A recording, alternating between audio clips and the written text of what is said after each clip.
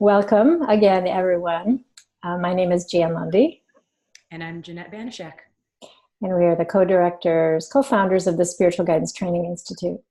And today we are really pleased to have with us a very special guest for our first Interspiritual Luminaries webinar.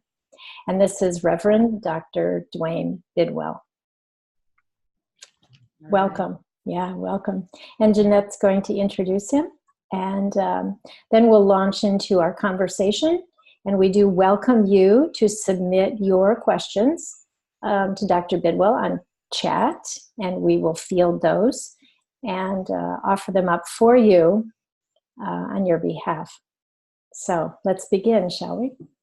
Okay, welcome everybody. So glad that you are here with us on this beautiful June day. And Reverend Dr. Duane Bidwell, what a treat to have you this afternoon. Thank you for the invitation. This is delightful.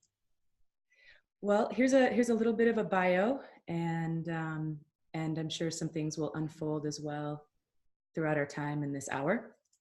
The Reverend Dr. Duane Bidwell is a professor of practical theology, spiritual care, and counseling at Claremont School of Theology. He has experiences as a chaplain, pastor, spiritual director, pastoral counselor, HIV/AIDS professional, and nonprofit director. And all of those inform his work as a teacher, scholar, clinician. His students have given him teaching and mentoring awards 3 times since 2014. He's an ordained minister of the Presbyterian Church, USA, and practitioner of Vipassana, which is insight meditation.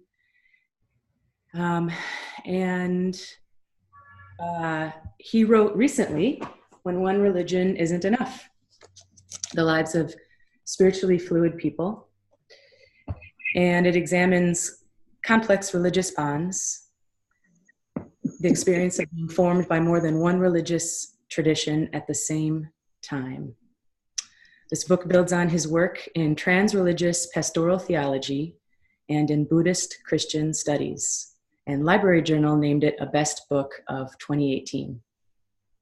And I love this line for his bio. Duane Bidwell works to reduce suffering and promote abundant life in all of his teaching, writing, and research. We welcome you, and we welcome everybody. Here we go on the ride. Yeah, here we are. We should strap on our seatbelts. Right? Yeah. Always. So, starting with the question, why did you write this book? Sounds simple. But, you know, as someone who also writes, I know that we write, many of us, with a deeper purpose, a higher purpose. And I think anyone who picks up this book will realize that there is a very deep, compassionate purpose, besides just presenting us with wonderful research about what it means to be spiritually fluid or multiply religious. So in your words, maybe you could talk a little bit about what really motivated you to write this book now at this time. Sure. I remember the moment that I started conceptualizing the book and actually scratched it out on one of those little hotel pads of papers at a conference. The Association of Theological Schools in the United States and Canada, which is an accrediting body, was having a 2-year consultation on Christian hospitality in a multi-religious world. And at one of the meetings, we had a panel of scholars talking about multiple religious belonging.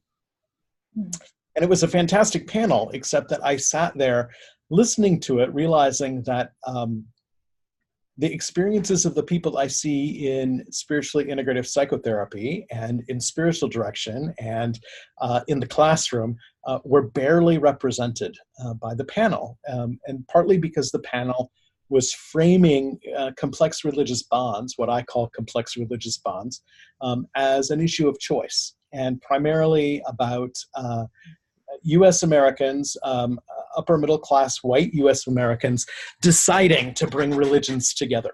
And in my experience, there are people who choose complex religious bonds, but that's actually the smallest pool of people who are spiritually fluid. And I started to say, okay, choice is important, but what else is important, as I was listening to this panel and sort of outlined kind of the arc of the book in that process, and started showing it to people to say, what do you think of this? And I remember John Thaddeus from Union saying, well, it's interesting. I'm not sure it's a good book, but it's an interesting idea.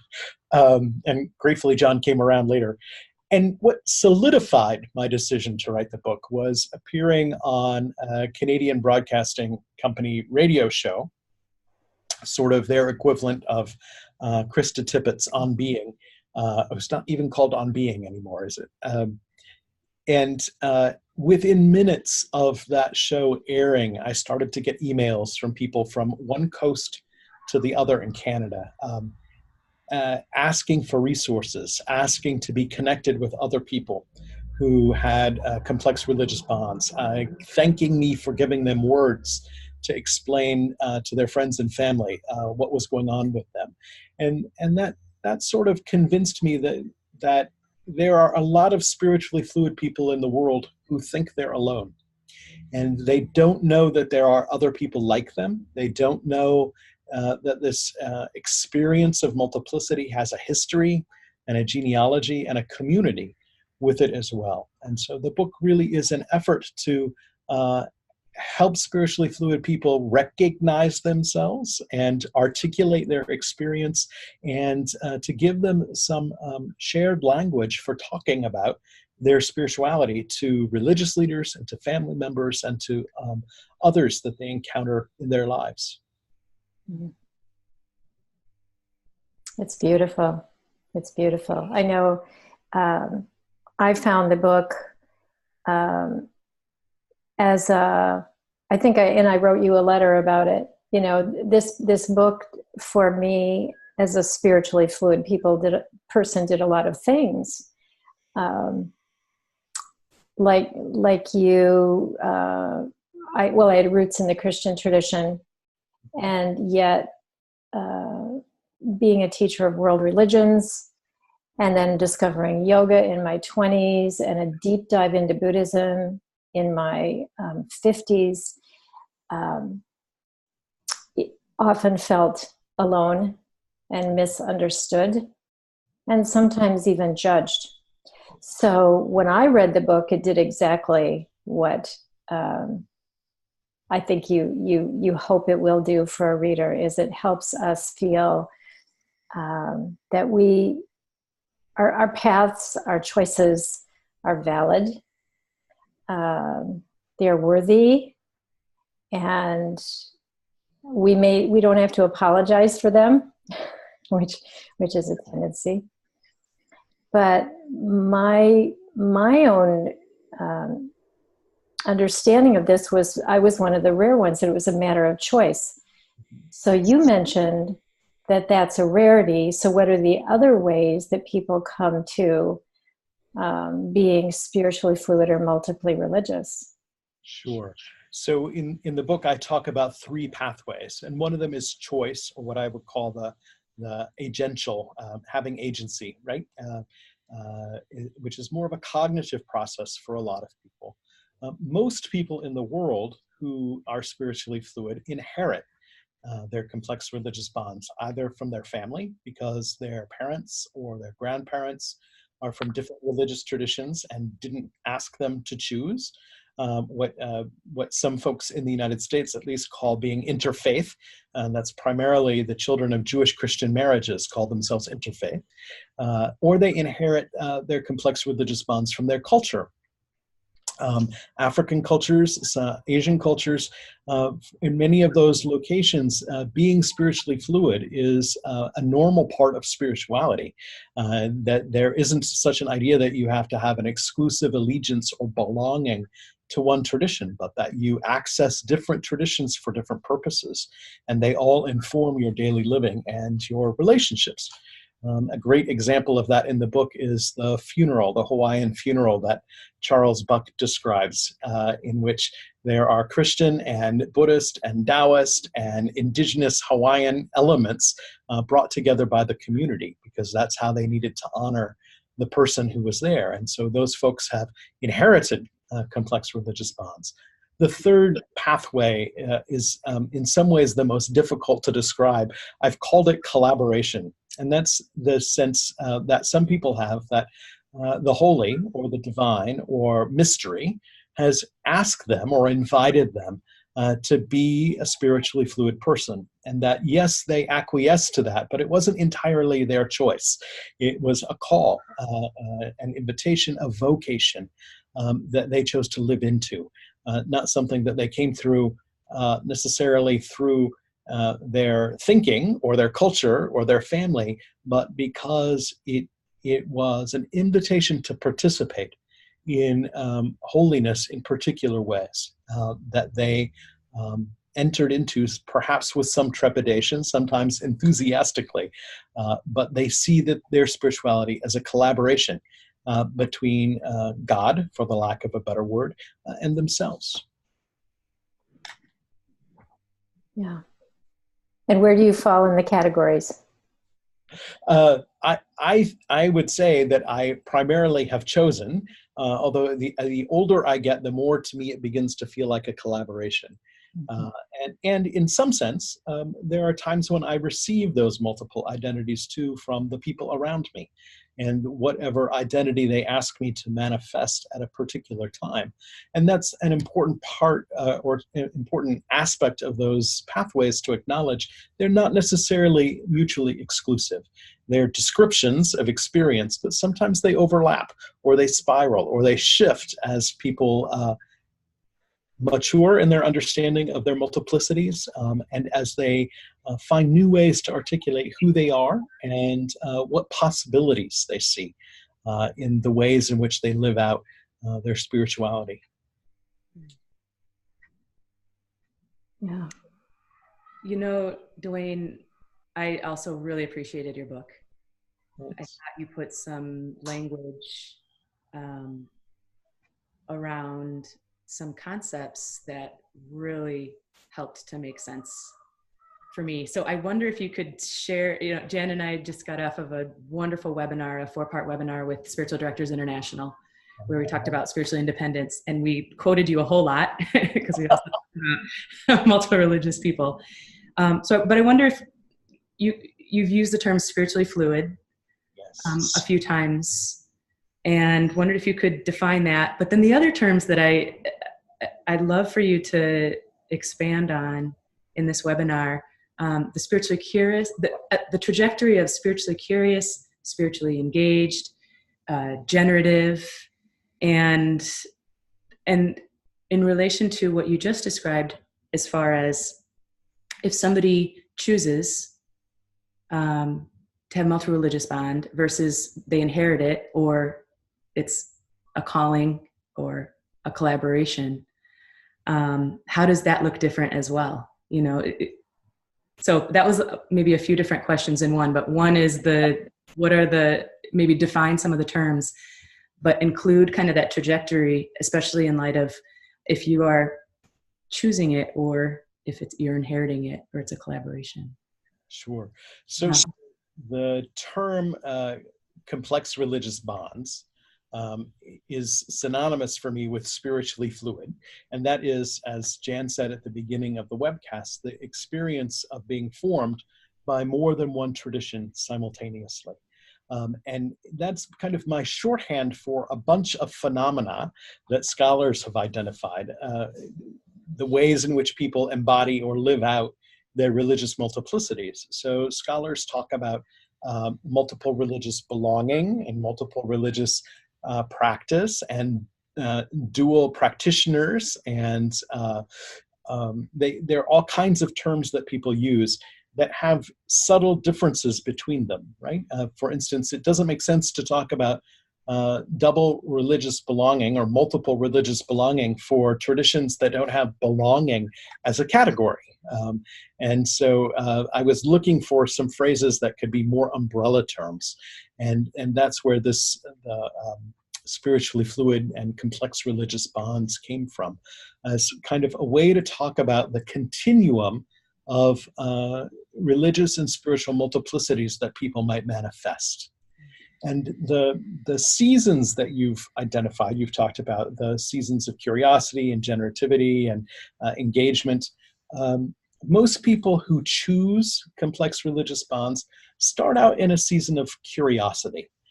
They might be what I have called nightstand philosophers, right? They have a Thich Nhat Hanh book by the side of the bed, or they're reading a Jewish prayer book, even though they identify as Catholic. They are beginning to engage another religion in sort of an intellectual, curious, playful way, but not in a way that leads them to identify with another tradition, or that makes them somebody who knows the tradition deeply.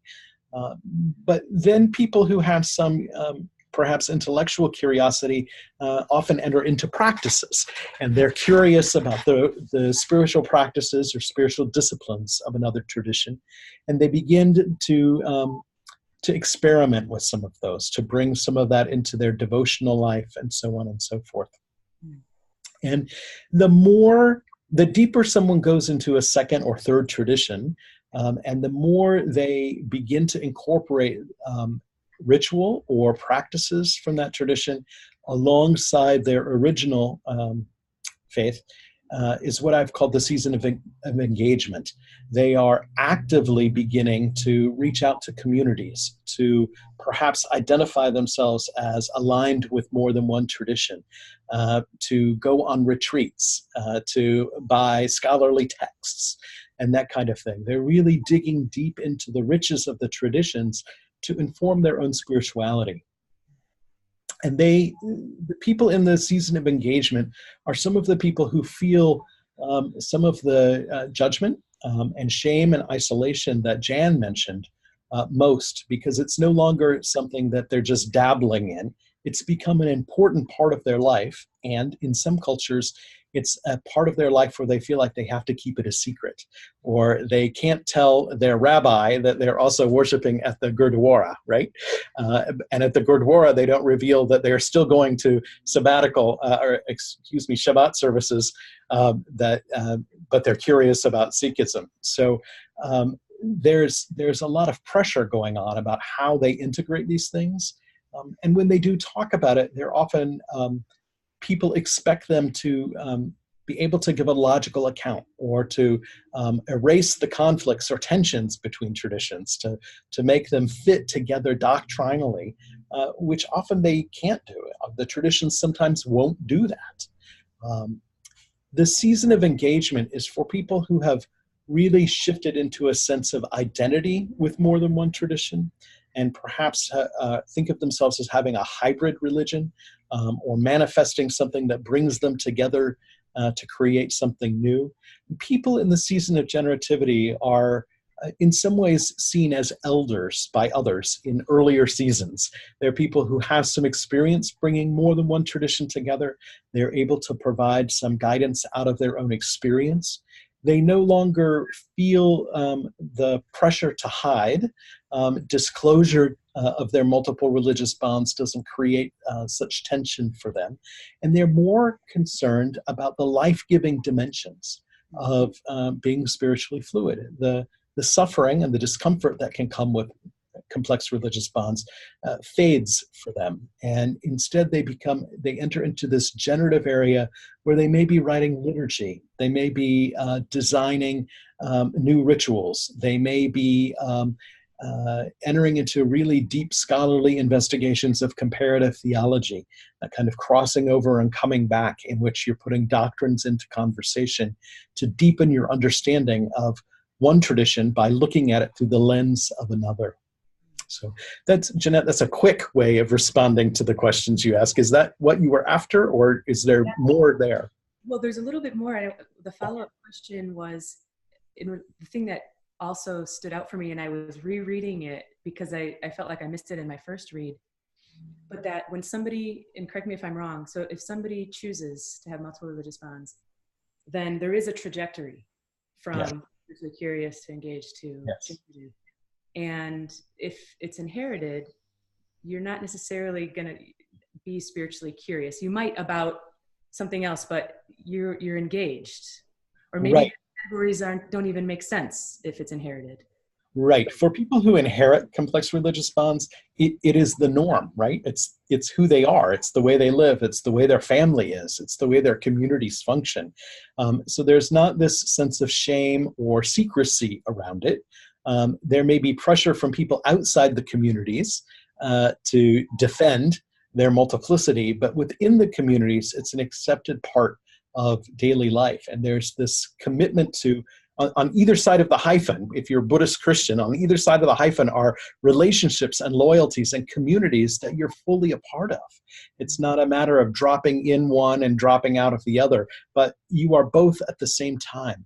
So people who inherit complex religious bonds tend to be in the season of engagement for a long, long time. And most of them will stay in the season of engagement for most of their lives. In my experience, it is folks on the collaborative path who most often shift into the season of generativity because they appreciate the full range of the continuum, and they do have a sense of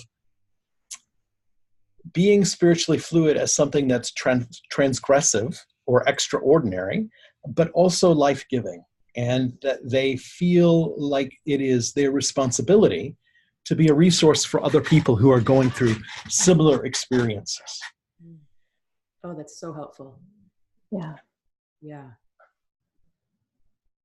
And I know it's really difficult to put a percentage on the numbers of people who are really falling into this this way of being, experiencing their spiritual lives. But can we?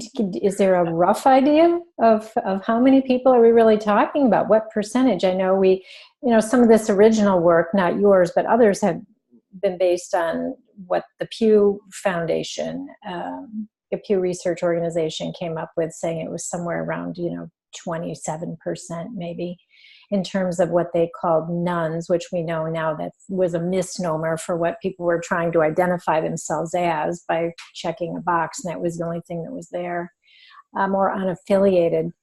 But this seems bigger than that, as our world gets more global and there are more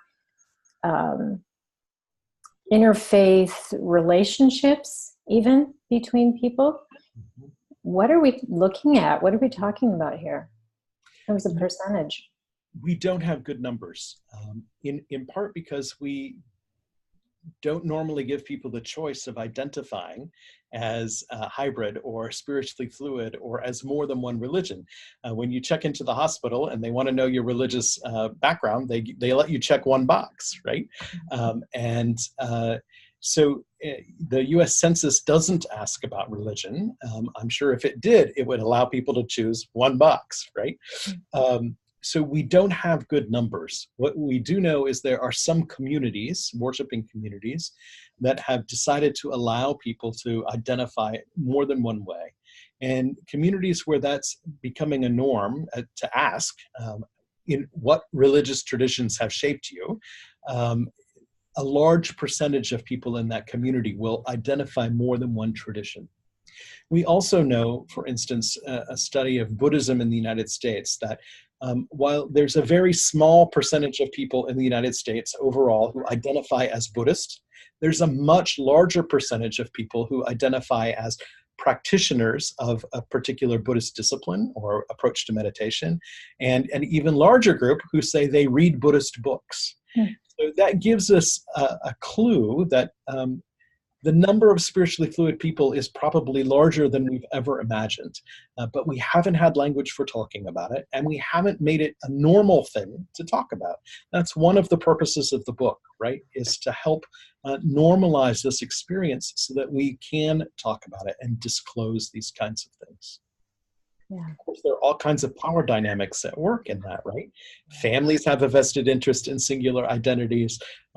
Job sites, religions, medical centers all have vested interests in a pure identity, one thing that we can define and maintain and carry on, right? And so there's lots of pressure not to be multiple, even though I would say most of us are, even if we're mono-religious, we are multiple in the influences on our spirituality. Yeah, absolutely. You have this wonderful discussion about identity in your book.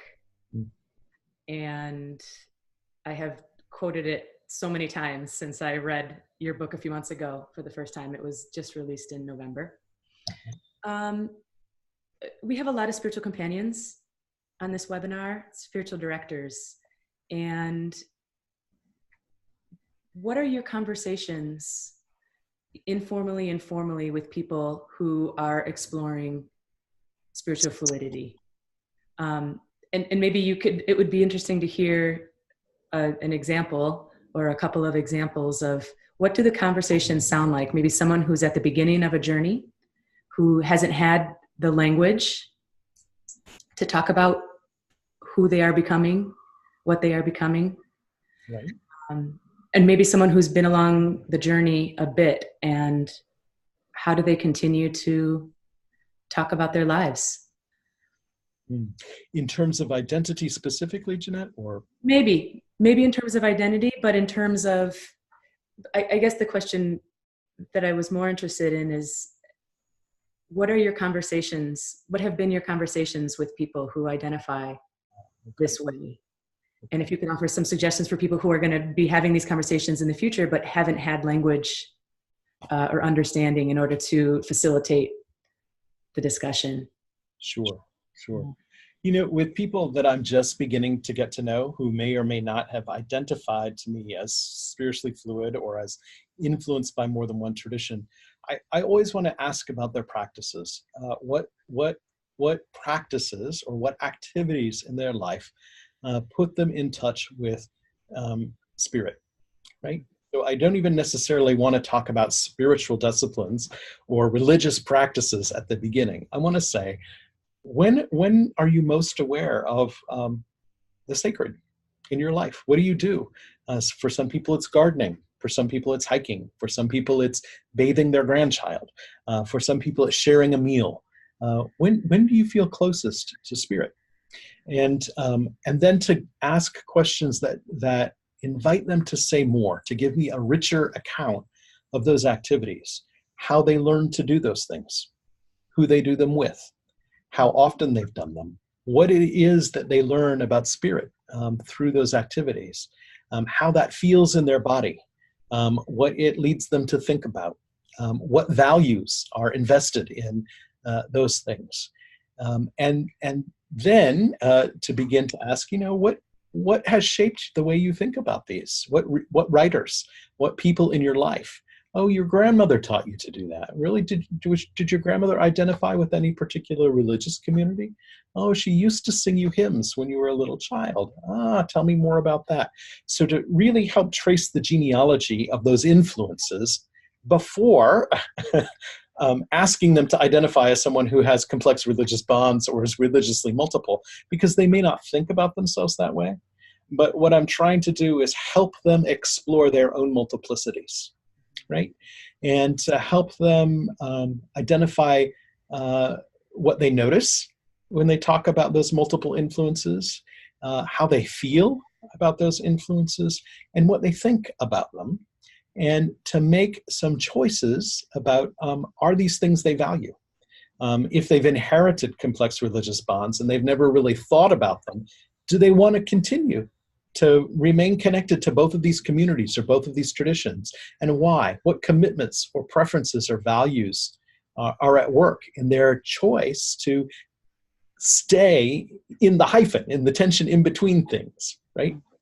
So the conversation for me rarely starts with identity, partly because I'm part of one religious tradition that says identity is artificial anyway. The Buddhist doctrine of no self doesn't want us to reify who we think we are. In fact, would say that can be a source of suffering.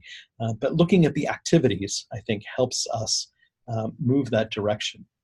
So I'm thinking of a woman I saw who came to me. She was biracial,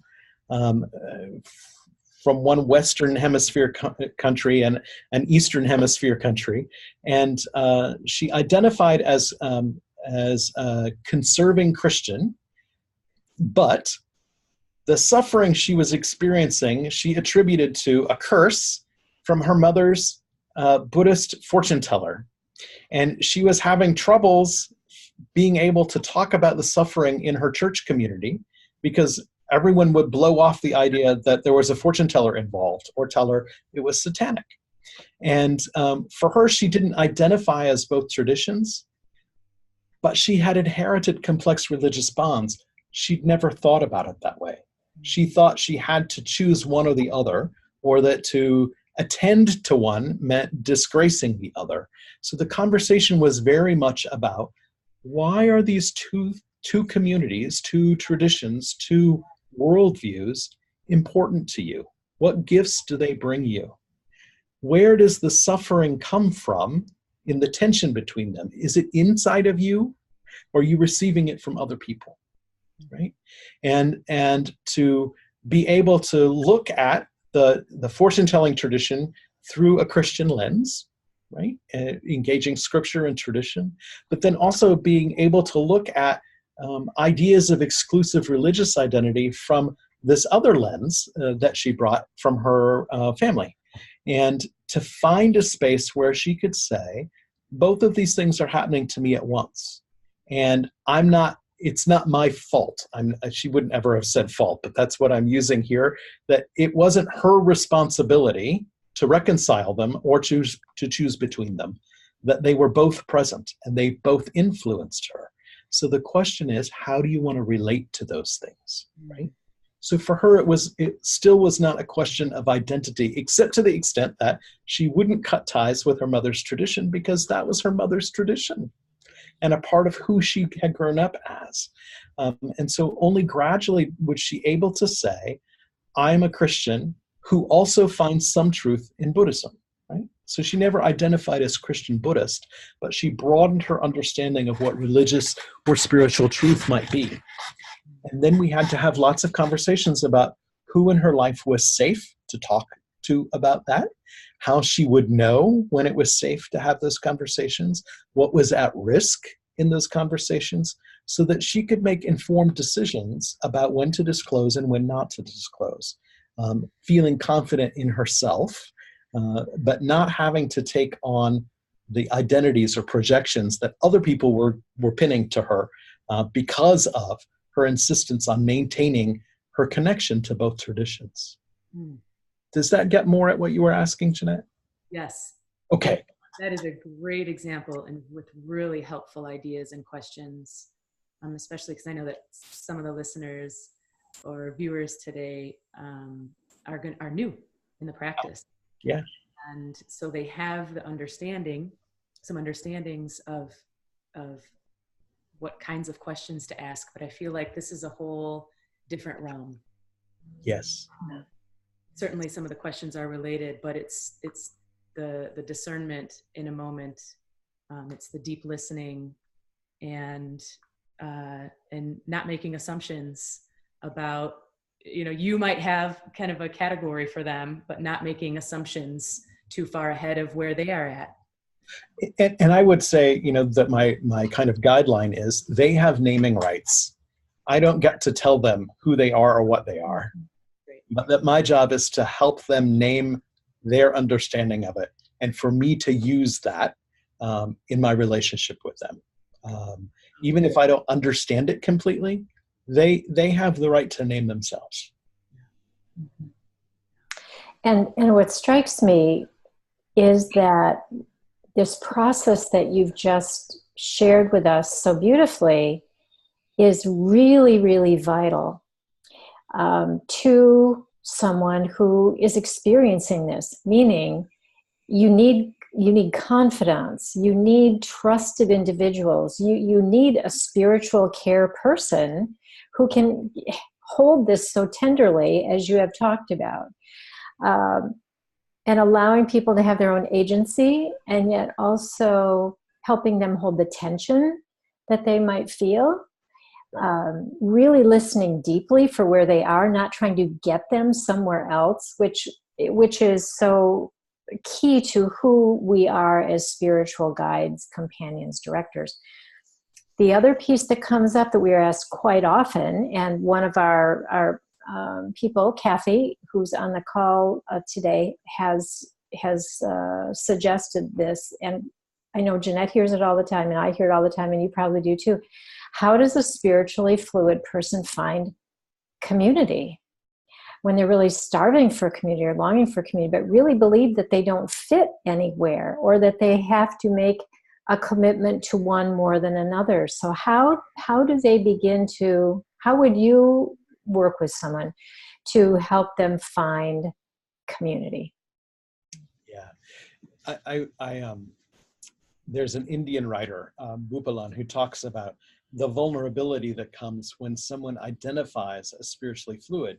Yes, the spiritually fluid person feels vulnerable in a religious community if they say, yes, I'm a member here and I go to the Buddhist temple, but the community also feels vulnerable.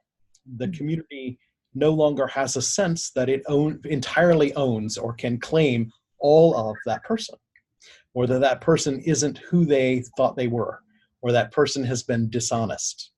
And that leads the community to adopt practices that tend to shove spiritually fluid people to the margin, or to isolate them, or to say, in some communities, you can no longer teach the children if you can't affirm everything here, or if you are so confused in your own spirituality, you need not to participate in worship anymore, right?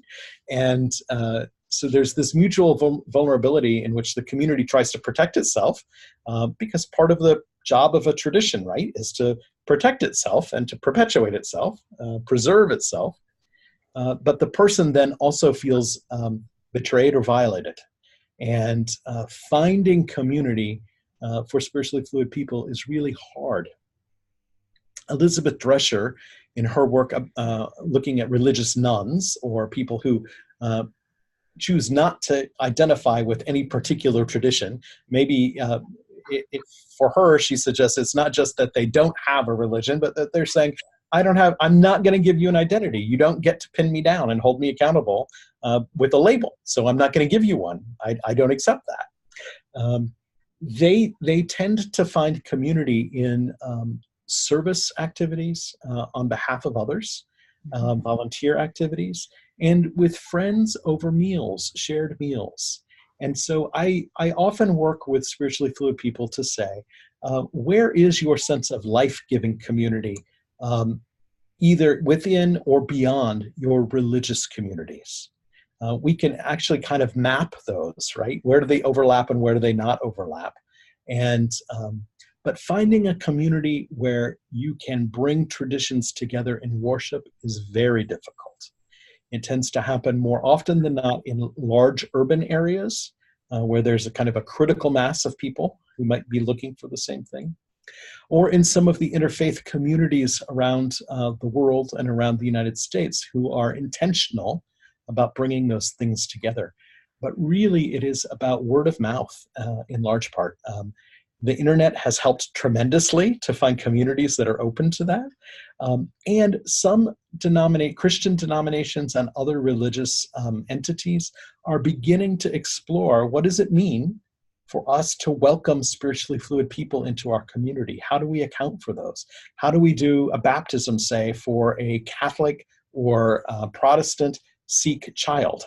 How do we have a marriage ceremony for a Catholic and a Buddhist? I went to one of those not long ago. And so those communities are, I think, nascent. They're beginning to emerge. The exciting thing is spiritually fluid people can help shape them. But it is difficult, very, very difficult. I could talk probably for the next 40 minutes about it. So stop here. But yeah.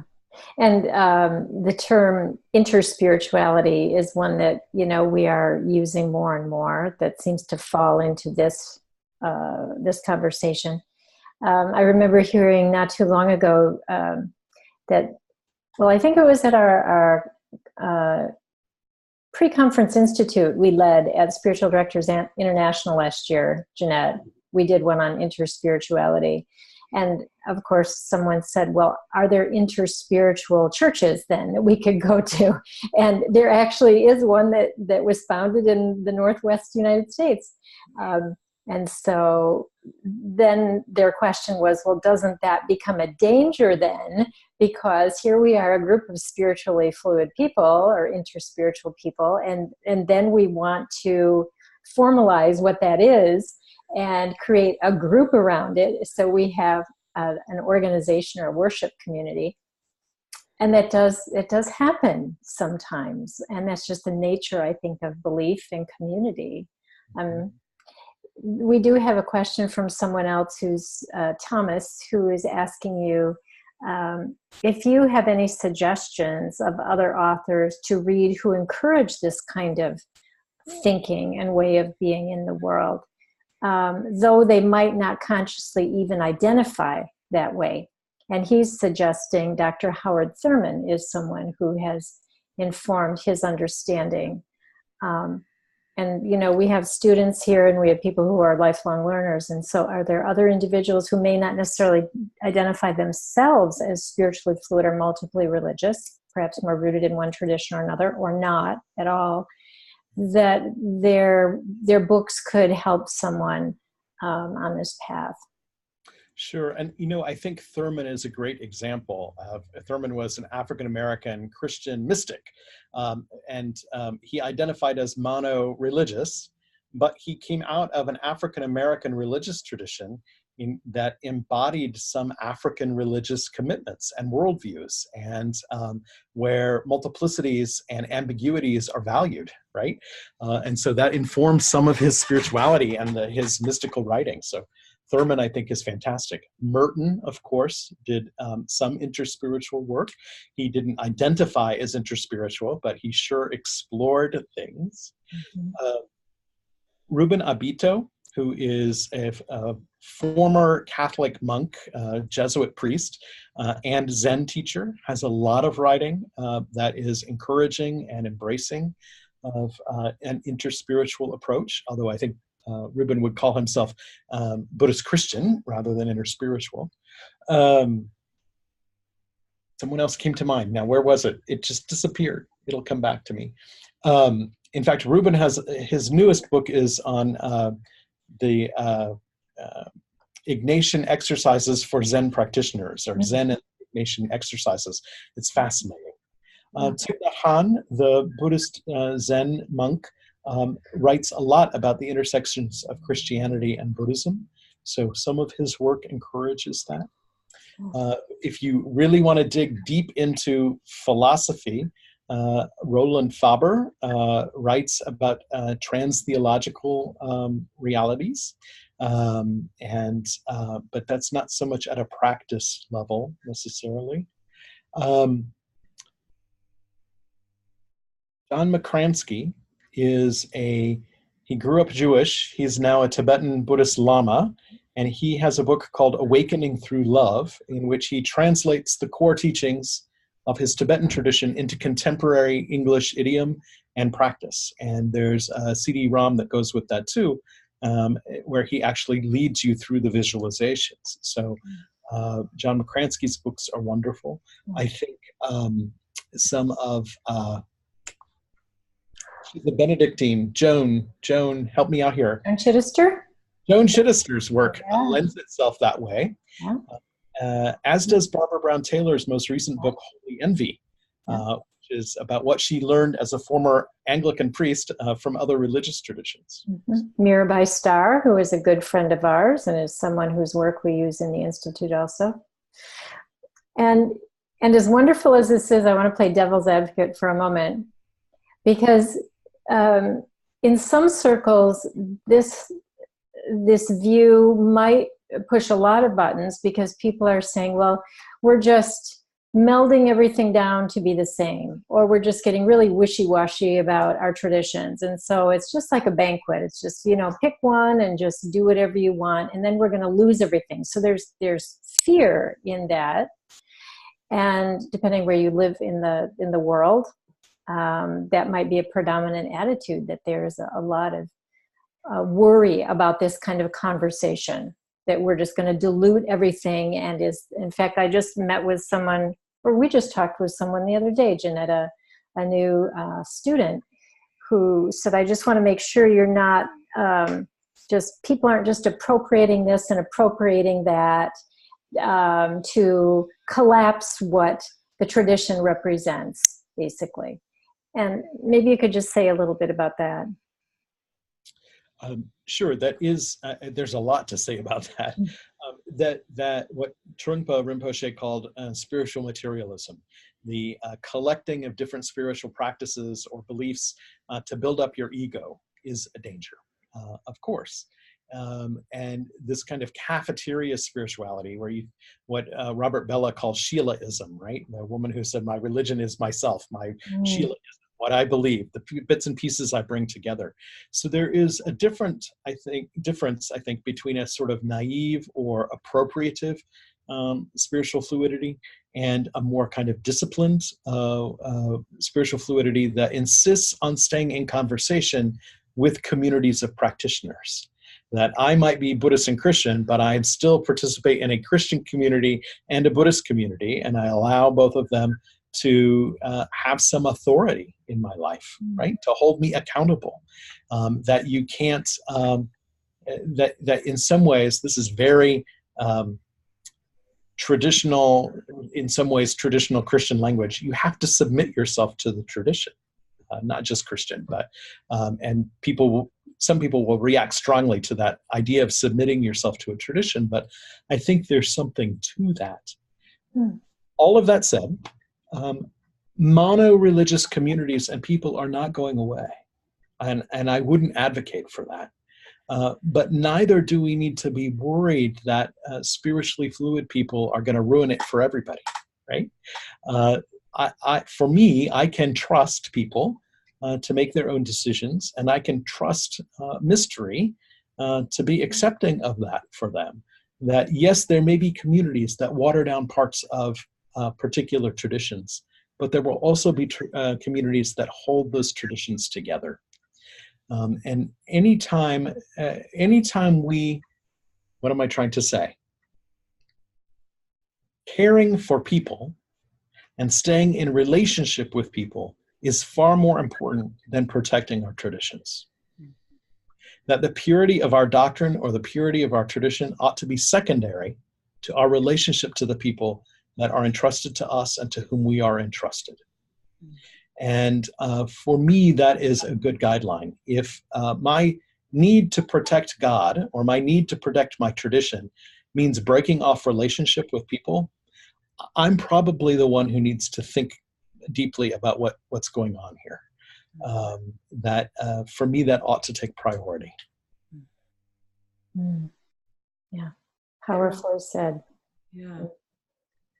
Thank you, Duane. It reminds me a bit of what. Can I jump in for a second, Jeanette?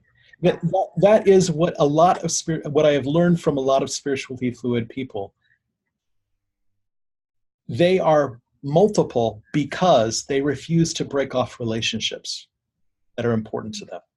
They would rather be marginalized, ostracized, criticized, shamed, than break the relationships that formed them. They are saying those relationships, those heritages, those people, those communities are more important than doctrine to me. And I think we lose that in some conversation about complex religious bonds, particularly when we emphasize it as choice or as being about something that has to be logically coherent.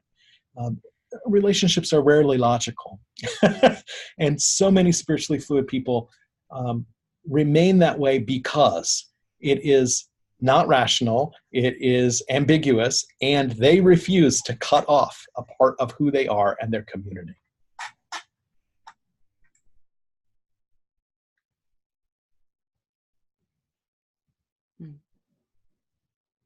But I interrupted you, Jeanette. No, I was just giving some proper pause just in case. It was reminding me of what Elizabeth Drescher writes about in her book, where the fear that Jan and you were talking about, that where does morality come from? How will they be moral? And she suggests that it's an ethic of care that they have. And so, you know, and cites Carol Gilligan and Nell Noddings and all these great scholars around care, caring for others, caring for others' ideas, caring for creation, caring for our stuff. Being willing to be vulnerable, mutual vulnerability. Yeah. So this is resonating quite deeply with me. Thank you for this part of the discussion. Well, the whole discussion, but you know, that you said they're multiple because they refuse to break the relationships. Mm-hmm. Yeah. That for them, the pain is worth maintaining the relationship. Mm-hmm. They acknowledge the suffering and they say, I'm willing to do this. Yeah. If it means keeping you. Mm-hmm. There's something very deeply moving in that for me. Yeah, exactly. Exactly. Mm. What other questions do any of you have? I've sent a message out there that this would be a good time. If you have any other questions for Dr. Bidwell, this would be a great time to come up with those. We can continue to ask questions of him, but you all are out there too, and you are living this yourself, or your dear ones are. And so what do you need to give voice to today as a way for you to make sense of this way of being in the world? So just type in your questions if you have any. As people think, I'll tell another story, mm-hmm. Which is, I have a colleague who's writing a book about progressive Christian contributions to marriage equality. And she asked me what I thought was the energy behind that. And I said, it has something to do with the HIV/AIDS crisis and all of what I called, not pejoratively, the little old church ladies in rural areas who discovered their children coming home with AIDS. And they had to take care of them. And their friends had to take care of the parents who were caring for dying people. And that the shift in Christian attitudes toward marriage equality and LGBTQI rights largely, I think, emerged from the ground up, from those parents who were caring for people from those communities who had to come back to the community. And they had to say, this relationship, my child is more important than the doctrine I've been taught. And if I have to choose, then I choose my child. And if my child is right, then your doctrine needs to change. And my experience in talking about complex religious bonds in Christian communities recently is that it is the older church ladies who are really on board with complex religious bonds. And it has to do with their grandchildren. One woman said to me, I refuse to believe that Jesus would send my Jewish Christian grandchildren to hell.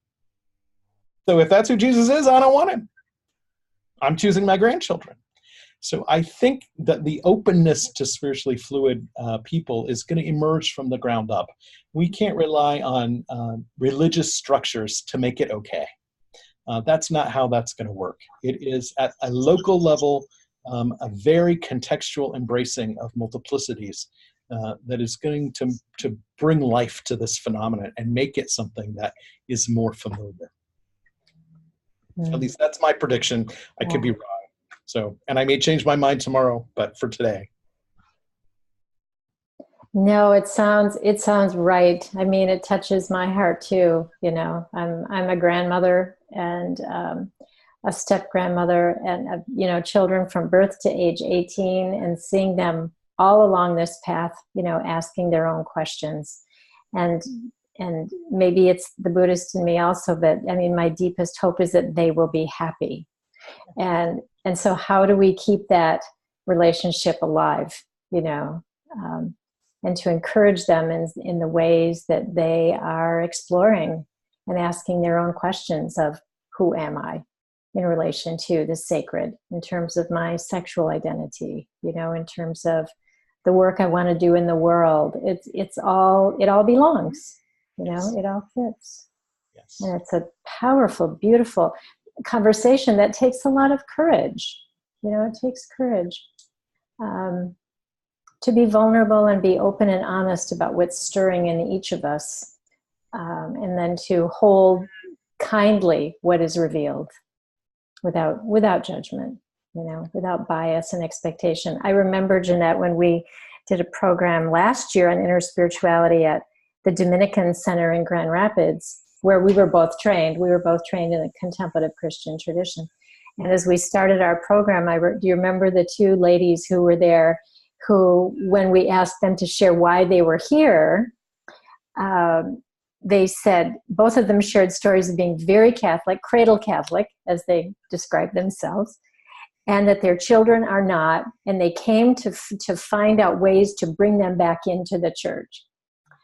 And when, at the end of our 6-7 hour program, they had moved to a whole nother land, you know, inside themselves. And they were very open, I think, to having different kinds of conversations now. Their agenda got tabled and set aside because they were doing exactly what you were talking about. These are my children. I love them. I don't want to lose them. Drawing a line in the sand is not going to work. Mm-hmm. And I need to know where they are and why. And can we talk about that? Yes. Kindly. Yeah. So it was powerful to see their shift in, you know, 6 or 7 hours. So we can do this. We can do this. Yeah. Well, we are about at our time. Any other last minute questions? Jeanette, did you have any final thoughts?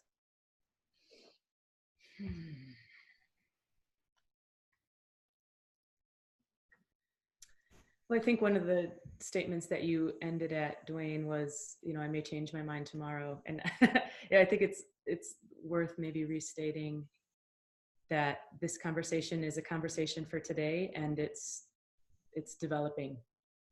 And you are the ones who are helping the conversation to develop, everyone on this webinar. So to do it with courage, like Jan mentioned, and to have these conversations with integrity and with care, and to keep asking the questions, because the questions that you have today might not be the questions you have in a little bit, because you're paying attention and connecting with your inner wisdom. So Duane, this was fabulous. It was informative. It was caring. Your stories are really compelling. Mm-hmm. And you offered a lot of insights. So I'd like to personally thank you, and also thank you from the Spiritual Guidance Training Institute. Thank you. Thank you for the invitation. I can't believe it's over already. I had it's so fast. Linda just wrote a thank you, and so thank you for your thank you. I am hopeful that this is a generative conversation that you all will carry out into the world in ways that are life-giving to the people you care with and for yourselves. So please, you can touch. Let me know what happens. Yeah. I appreciated Linda's comment too. I'm glad you read it, but I'm going to read it aloud because it shows this courageous stance to be open and to be willing to listen and be present to one another in this unfolding conversation. And she says, just a comment from this recovering good church lady. And I know Linda, and that's how she calls herself, a recovering good church lady. Thank you for this informative introduction to the concept of spiritual fluidity. I'm grateful for this invitation to listen and ponder, and I hope we will. I hope we will continue to listen to what's been stirred inside of us, and we will ponder it. Grateful that the Spirit is on the move in and through you. So I agree wholeheartedly. So with that, thank you again. Many blessings, and Thanks everyone for attending. And this is just the first in a series of wonderful conversations with interspiritual luminaries. And we hope you'll stay in touch. We'll keep you on the list for future guests and dates. And may we all proceed with deep care and compassion for one another on the path. Thanks everyone. Thank you. Bye-bye. Bye.